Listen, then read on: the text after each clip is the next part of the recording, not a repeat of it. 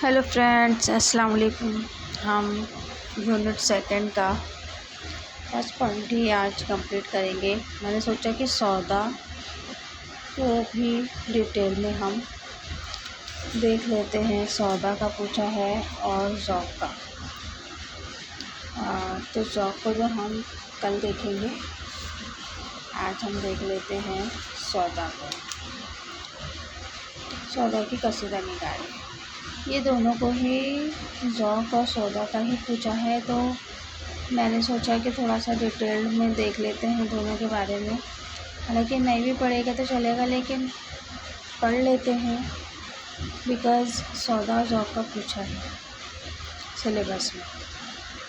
आपको UGC net दिसंबर 2025 की free preparation करने के लिए मेरे साथ जुड़े, जो कि बिल्कुल फ्री है, फ्री ऑफ कॉस्ट है। तो जल्दी जल्दी जुड़े। हमारी सेकंड पॉइंट चल रही है और आपको मेरी वीडियो पसंद आती है तो please like, share and subscribe कीजिए। मैंने जैसे यूजीसी नेट उर्दू से क्लियर किया है, मैं आपको मेरा एक्सपीरियंस भी बताऊंगी और किस तरह से प्रिपरेशन करना है वो भी बताऊंगी, ताकि आप फर्स्ट अटैम्प्ट में ही क्रैक कर जाए एग्ज़ाम। तो मैं आपका बिल्कुल एग्ज़ाम तक के साथ दूंगी और सिलेबस के अकॉर्डिंग ही आप लोगों को प्रिपरेशन करवाई जाएगी। तो डोंट वरी, लग जाओ मेरे साथ में।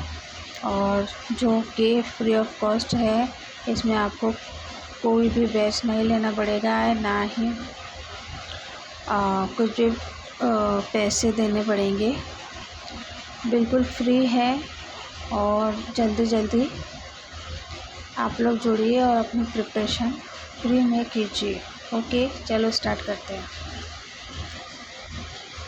सौदा की कसीदा निगारी। दिल्ली में जब उर्दू शायरी का आगाज़ हुआ तो शौरा ने हर सिन्फ़ पे सुकन में तिब आज़माई की, लेकिन ज़्यादा ज़ोर मसनवी और गज़ल पर रहा।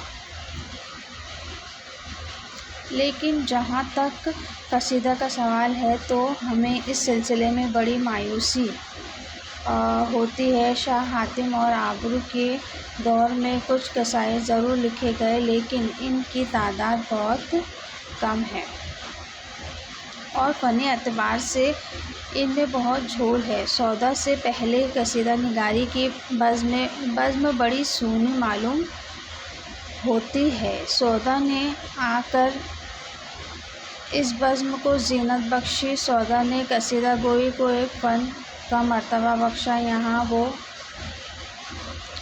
मियाँसाज़ भी है और बेमिसाल भी। मुसफ़्फ़ा ने इन्हें फ़न कसीदा गोई का नक्काश अव्वल करार दिया है। सौदा को फ़न कसीदा गोई से पूरी ज़हनी मुनासिबत थी। कसीदा गोई के लिए जिस बुलंद तख़ील, मज़बून आफ़रीनी, ख़यालबंदी, कुदरत ज़बान और ज़हनी अपच की ज़रूरत होती है, वो सौदा में बदरजाए अतम मौजूद थी।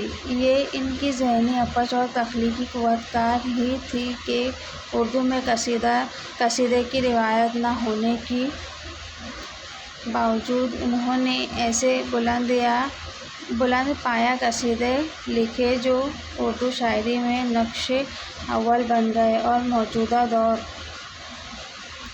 के नक्काद इन्हें नक्शे अव्वल करार देने पर मजबूर हुए। सौदा ने मुख्तलिफ और मतनूए मौज़ूआत पर कसीदे लिखे हैं, इन्होंने दूसरे शौरा की तरह सिर्फ मर्तबा व जाह की लालच में कसीदे नहीं लिखे। इन्होंने बुज़ुर्गों की शान में भी कसीदे लिखे हैं और अपने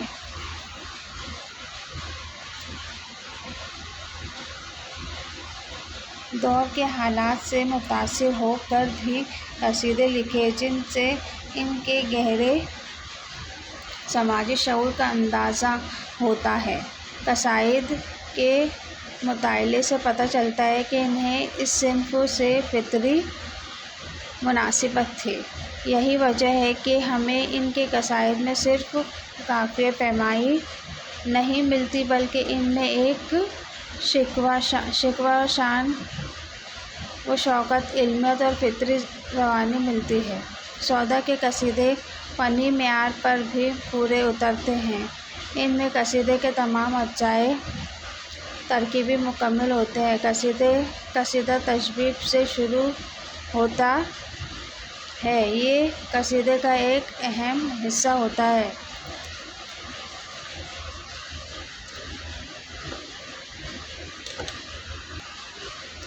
اس میں جن مضامین کا ذکر ہوتا ہے ان کا قصیدے کے موضوع سے براہ راست کوئی تعلق نہیں ہوتا، لیکن ان کے ذریعے شاعر قصیدے میں آنے والے موضوعات کے لیے زمین ہموار کرتا ہے۔ اس حصے میں شاعر کو اپنا زور طبع دکھانے اور شاعرانہ صلاحیتوں کو نمایاں کرنے کا موقع ملتا ہے۔ سودا کے قصیدے عمدہ تشبیہوں سے مالا مال ہیں۔ ان تشبیہوں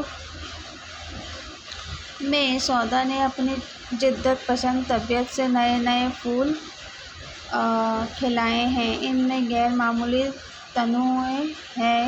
کہیں بہار کا ذکر کرتے ہیں تو ایسا منظر پیش کرتے ہیں جیسے بہار اپنی تمام تر جلوہ سامانیوں کے ساتھ کھڑی مسکرا رہی ہو۔ شکایت زمانے پر اترتے ہیں تو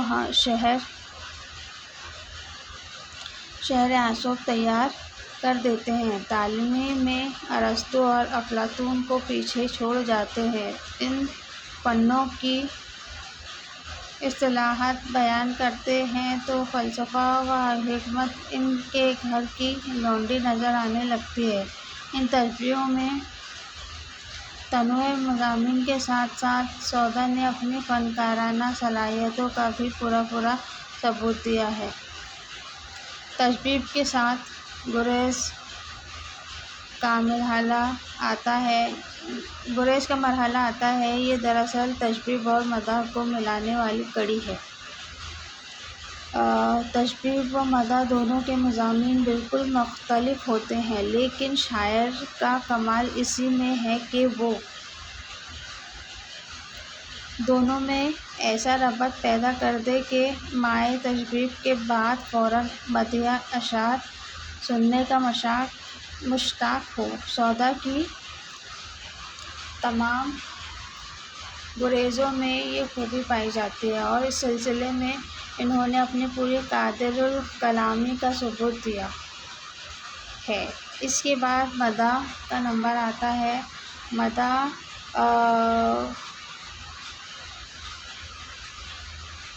مدح کے مضامین محدود مقرر ہیں اور چند اوصاف مثلاً علم و اخلاق، سخاوت، جرأت، عدل، راستی وغیرہ کو طرح طرح سے بیان کیا جاتا ہے۔ یہ مرحلہ بہت نازک ہوتا ہے۔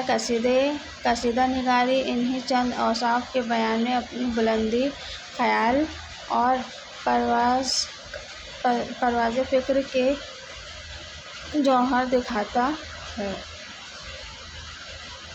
اور جدت آفرینی و مبالغہ آمیزی سے ایک سماع باندھ دینے کی کوشش کرتا ہے۔ سودا اس میدان میں سربلند نظر آتے ہیں۔ سودا نے اپنے تخیل اور اسلوب کے ذریعے قصیدے کے اس حصے کو ناقابل بیان شکوہ اور عظمت عطا کی ہے۔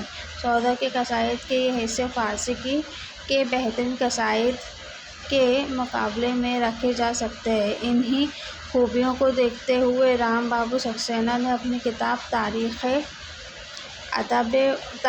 ادب اردو میں تحریر کیا ہے کہ ان کے اردو قصائد بڑے بڑے فارسی استادوں کے قصائد کے ٹکر کے ہیں اور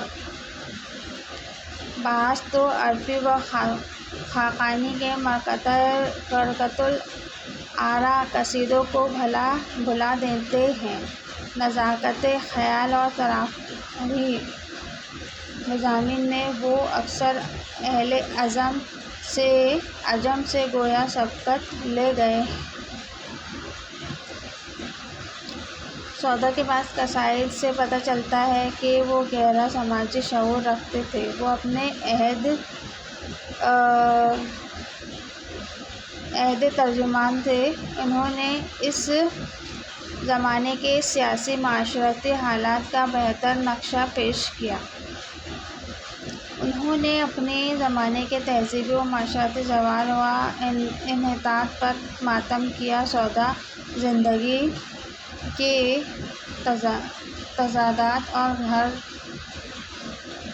خردرے پن پر بظاہر ہنستے نظر آتے ہیں، لیکن ان کی ہنسی کی تہہ میں اشکوں کا ایک طوفان چھپا ہوا ہے۔ ایسے قصائد میں ان کا قصیدہ تضحیک روزگار، یہ سلیبس میں ہے، اس میں دیکھنا پڑے گا ڈیٹیل۔